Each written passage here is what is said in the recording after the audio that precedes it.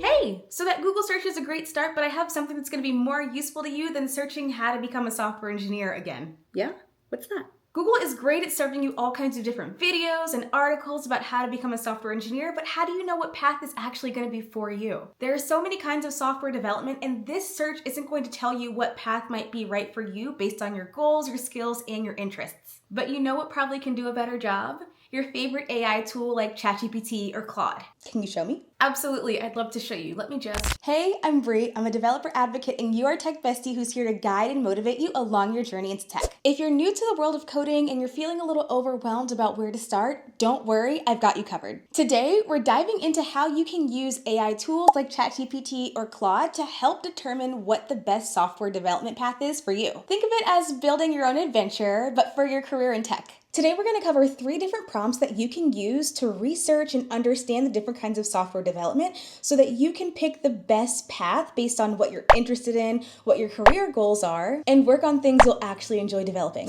Prompt number 1 is the Career Path Questionnaire. Act as my career mentor in software development. I want to learn how to code, but I'm unsure about which branches of software development I might enjoy. Can you ask me targeted questions to help me identify the areas of interest, including fields, project types, and potential career paths that align with my strengths? The first step is asking the right questions, but when you're just getting started out, it's hard to know what you don't know.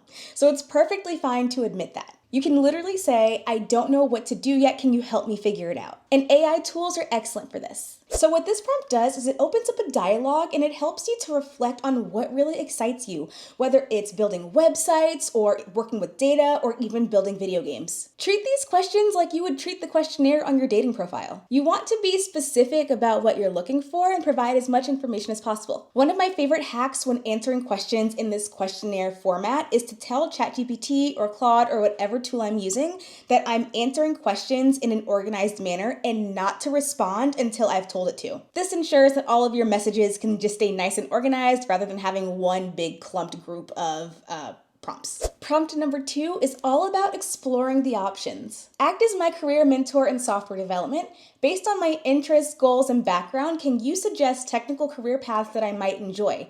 For each path, please provide a brief description, common skills, and technologies needed, and some example job titles to help me with further research. Now, I really like this one if you have a little bit of an idea about what you might want to do or what branches of software development you're interested in, but you're not really sure where to focus. This one gets really fun because the first prompt that we did was more like a matchmaker kind of prompt where you tell it what you're looking for and it gives you options, but this one you are able to look at the full landscape and basically compare and contrast different branches. So you can start comparing and contrasting things like front-end development, back-end development, mobile development, cybersecurity, and you can start to see where those technologies are different and where the skill sets vary. A tip here is to include in your prompt that you want the information to be displayed to you in a table. That way you can export it and really start to look at the data and build upon that list and add your own likes, dislikes, and things like that. Prompt number 3 is all about transferable skills. Act as my career mentor in software development.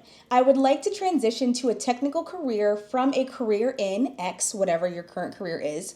Based on my experience in X industry in Y role, can you help me identify transferable skills that would be useful in this field? Suggest some beginner-friendly development areas and recommend a learning path to make the most of my background. If you're transferring to tech from another industry, don't underestimate the skills you already have. It's all about finding transferable skills and using them to your advantage. This prompt helps you connect the dots between your past experience and what you want to do in tech. Whether it's customer service, project management, problem solving, or a creative field, these are all skills that are very much needed in your career as a software engineer. So here's the thing. When using AI tools, your output is only going to be as good as your input. If you're not giving your AI tool much to go on, you might find that you get frustrated with the responses that you get. So here are a few tips to help you help your AI companion and get the results you want. The first thing is treat this like a conversation, not a single question and answer exchange. The more conversations you have, the more it's going to learn about you and your goals and what you're trying to accomplish. You wouldn't walk up to a human and give them 4 paragraphs of information about yourself and then just say, okay, now give me the best advice you have, would you?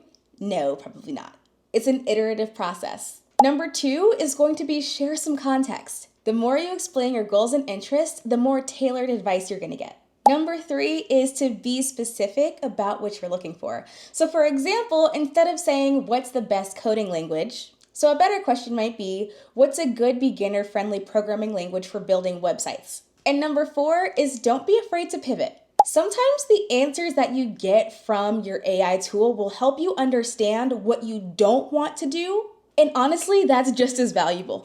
Okay, friends, those are just a couple of prompts that you can use to get a jump start so that you don't have to find yourself Googling how to become a software engineer yet again in 2025. Whether you're ready to code or you're still kind of figuring things out, there's one thing to remember. Your journey is uniquely yours. So drop a comment and tell me what kind of development you're into, or maybe even what kind of development path you're thinking about. So if you found this video helpful or you just enjoyed hanging out with me today, don't forget to subscribe to the channel for more coding, motivation, and all around good vibes. And if you like short form content as well, feel free to follow me on platforms like Instagram and TikTok. You've got this, and I'm cheering you on along the way. So until next time, happy coding.